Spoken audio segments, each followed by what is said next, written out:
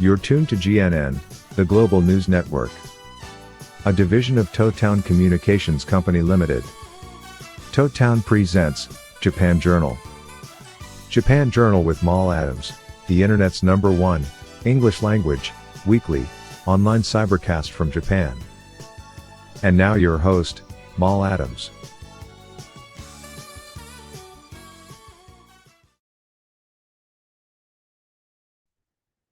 Good evening, ladies and gentlemen. I'm Mal Adams, and it's my privilege to bring you the Japan Journal. Tonight, I'd like to delve into a timeless truth about war, as eloquently expressed by Aeschylus, the Greek tragic dramatist. He says, "In war, truth is the first casualty." As a professional journalist for 55 years, I've witnessed firsthand the relentless assault on truth during times of war. In the fog of conflict, disinformation becomes a weapon of choice, wielded to manipulate perceptions and control narratives. In today's world, where information flows incessantly, the consequences of disinformation are more profound than ever. It leaves us bewildered, questioning the reliability of the information we receive, and uncertain about whom to trust. It's a phenomenon that transcends time and borders.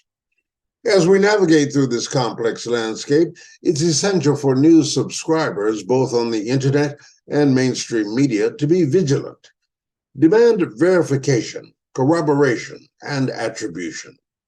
In the realm of war reporting, where the stakes are high and the fog of misinformation dense, journalistic ethics become our guiding light. Journalistic ethics as a compass, ensuring the pursuit of truth, remains unwavering even in the face of disinformation campaigns. They are the bedrock of responsible reporting, safeguarding the public's right to accurate and unbiased information.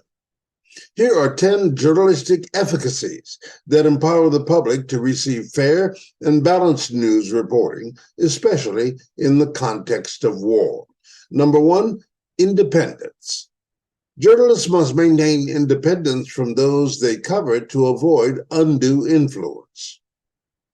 Number 2, objectivity. Reporters should present facts without bias, letting the audience form their own opinions. Number 3, accuracy. Every piece of information must be thoroughly fact-checked to ensure its veracity. Number 4, balance. Providing a fair representation of all relevant viewpoints is crucial for comprehensive reporting. Number 5, transparency. Journalists should be transparent about their sources and methods to build trust. Number 6, accountability. Acknowledging mistakes and correcting them promptly fosters credibility. Number 7, context. Stories should be presented with their broader context to avoid misinterpretation. Number 8, impartiality. Avoiding conflicts of interest ensures unbiased reporting. Number 9, respect for privacy. Balancing the public's right to know with individuals' right to privacy is key. And finally, number 10, skepticism. Maintaining a healthy skepticism helps journalists scrutinize information thoroughly. In conclusion, dear viewers, as we navigate the tumultuous waters of war reporting, let us remain steadfast in our demand for ethical journalism. It is the cornerstone that upholds the integrity of the information we consume. I hate conspiracy theories and fake news. They degrade my profession as a journalist and incite fear, hate, and tribulation with the deliberate intention of causing a public backlash. Naturally, there have been all sorts of speculation and rumor around the war in Gaza and the 7 October surprise Hamas attack on the occupation state. It has been said that the attack was 2 years in planning in Gaza, a tiny patch of land riddled with Zionist infiltrators and spies who cajole, bribe, and threaten ordinary Palestinians to betray their comrades. So the question many are asking, with some justification, is why there was such a catastrophic intelligence failure, which meant that the attack caught the Israeli military sleeping on the job. In terms of access to eavesdropping technology and defense, there's probably no better equipped military in the world other than in the US. And the Americans maintain secret supply bases in the Zionist state. Israel's Mossad has earned itself a reputation of being among the finest intelligence gatherers and infiltrators in the world. And yet, 7 October saw Hamas fighters breach security fences, invade a music festival and local kibbutzim, and fly in on paragliders without a single challenge. How did this happen? Well, some of Israel's most brutal attacks on innocent Palestinians are made, citing national security and Israel's alleged right to defend itself. If it was being attacked by another nation state, fair enough. But an attack by people living under Israel's brutal military occupation provides no such legal defense. It doesn't exist. A good contact and friend of mine who watches the region's events closely told me simply, follow the money. And that is how, after being nudged and pointed in a variety of directions with annoyingly vague clues, I found myself poring over a network of paper trails that led to the National Archives, where British secrets lie unseen for at least 30 years, and in some cases much, much longer. By the time they surface, it's usually far too late to do anything, as the guilty have taken their secrets to the grave. But some disclosures do explain the terrible behavior of governments and rogue politicians. Many of my colleagues are waiting with bated breath for the March 2030 deadline to pass to find out how the Iraq War came about, and if our suspicions about former British Prime Minister Tony Blair's role are as bad as we believe.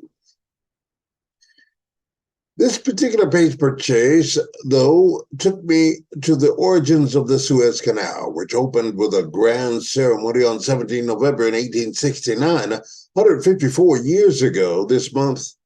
And today, 10% of the world's cargo ships sail through this strategic route between the Eastern Mediterranean and the Red Sea, heading to and from the Indian Ocean and connecting Europe and Asia. Egypt owns, controls, and operates the canal now, but it was once owned by French investors who held half of the canal's company stock, with Egypt's ruler Said Pasha holding most of the balance. In 1875, a cash crisis forced Said's successor, Ismail Pasha, to sell the country's shares to Britain. The Suez Company operated the canal until Egypt's president, Gamal Abdel Nasser, tore up the concession in 1956 and transferred the canal's operation to the state-owned Suez Canal Authority. There then followed the Suez Crisis, also known as the Second Arab-Israeli War. On the same day that the canal was nationalized, Nasser also closed the Straits of Tiran to all Israeli ships. The crisis saw the UK, France, and Israel invade Egypt. According to pre-agreed plans prepared by Britain and France, Israel invaded Egypt's Sinai Peninsula on 29 October in 1956, forcing the Egyptians to engage its troops. This gave the excuse for the Anglo-French alliance to declare the fighting to be a threat to stability in the Middle East and enter the war. Officially to separate the two forces, but in reality to regain control of the Suez Canal and bring down the Nasser government. What does it have to do with 7 October 2023? Well, it just so happens that Gaza is slap bang in the middle of the proposed path of a major second canal in the region. Gaza is currently being bombed to oblivion by the deranged Israeli leader Benjamin Netanyahu, who wants to deliver the Ben Gurion Canal project. Yes, Tel Aviv already has a name for the canal, which was first proposed back in the 60s. It would connect the Gulf of Aqaba on the Red Sea to the Mediterranean Sea and would even be named after the first Prime Minister of Israel. The canal would rival Egypt's Suez Canal, causing a major financial threat to the country and this major trade artery. Remember, the global trade disaster caused the huge container ship Ever Given got stuck in the famous canal in 2021. Well, the Straits of Tiran and Suez Canal remained formally closed to Israeli vessels from the creation of Israel in 1948 and the Nakba until Suez Crisis in 1956. When all land trade routes were blocked by Arab states, Israel's ability to trade with East Africa and Asia, mainly to import oil from the Persian Gulf, was severely hampered.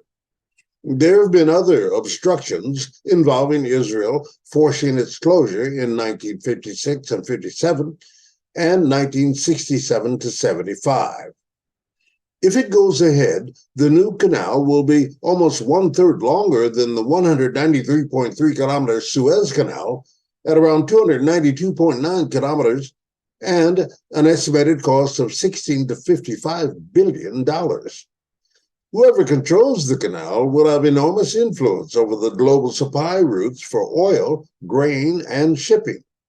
With Gaza razed to the ground, it would enable the canal planners to literally cut corners and reduce costs by diverting the canal straight through the middle of the territory. Around 12% of the world's trade passes through Suez on 18,000 ships a year, so you can imagine that a lot of countries will be lining up for a share of the deal. The Suez Canal is worth a staggering $9.4 billion to Egypt, which has enjoyed record-breaking revenues this year. The only thing stopping the newly revised project from being revived and rubber-stamped is the presence of the Palestinians in Gaza. As far as Netanyahu is concerned, they are standing in the way of the project, a project which may earn him forgiveness in Tel Aviv for the intelligence and military shortcomings on October 7th. However, his treacherous sleight of hand will never be forgiven or forgotten by the people of Palestine, given the horrors which have descended upon Gaza in the past few weeks. If this is all being done in the name of potential business deals, then it compounds the political and diplomatic disgrace of the shameless Western governments who are complicit in the Palestinian genocide. The biggest shame, though, belongs to Egypt, already on the verge of bankruptcy due to President Abdel Fattah al-Sisi's profligacy.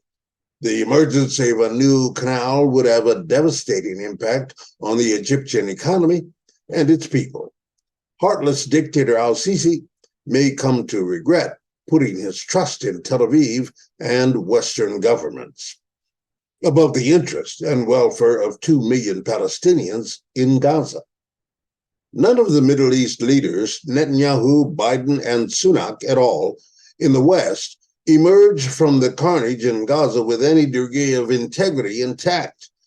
Together, they are guilty of war crimes and crimes against humanity, or at the very least, are complicit in such awful crimes leading to genocide. This didn't all begin on 7 October. The bombing of Gaza is simply the latest stage of Israel's slow genocide of the people of Palestine, which has now got up to speed again with the full backing of the Western sponsors of apartheid state. If they think that killing innocent children and women will bring peace, they are deluded.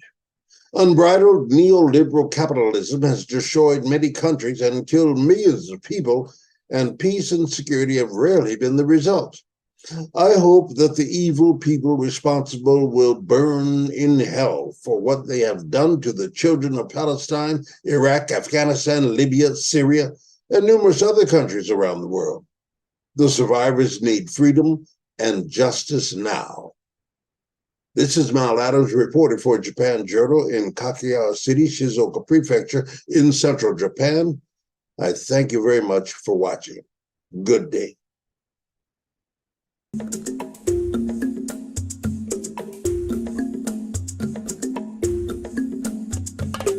From GNN, the Global News Network, a division of Totown Communications Company Japan.